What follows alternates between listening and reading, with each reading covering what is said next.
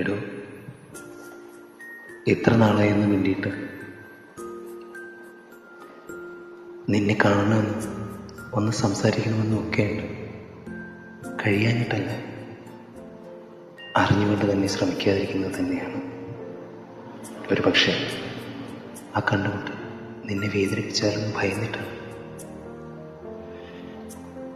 ഇനി ഒരിക്കൽ കൂടി കാണാൻ ഇടവരുത്തില്ല എന്നാണ് ഞാൻ പറഞ്ഞതെങ്കിലും ഓരോ ആൾക്കൂട്ടങ്ങൾക്കിടയിൽ ഇന്നും അറിയാതെ ഞാൻ നിന്നെ തിരഞ്ഞു പോകും.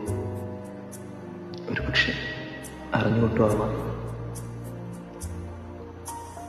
പക്ഷെ ഞാൻ പോലും അറിയാതെ എനിക്ക് നിന്നെ കാണാൻ കഴിയും. അതിന് ഒരു ഫോട്ടോയുടെ ആവശ്യമില്ല. അത്രയേറെ നിന്റെ മുഖം മനസ്സിൽ വരച്ചിട്ട് ഒരുപാട് ഓർമ്മകളുണ്ട് എനിക്ക്.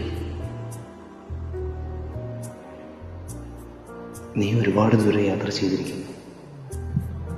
പക്ഷെ ഞാൻ ഇന്നും അവിടെ തന്നെയാണ് നിൽക്കുന്നത്. നിന്നെ എന്നേക്കുമായി നഷ്ടപ്പെടുത്തിയ ആ അമ്പലമുറ്റത്ത്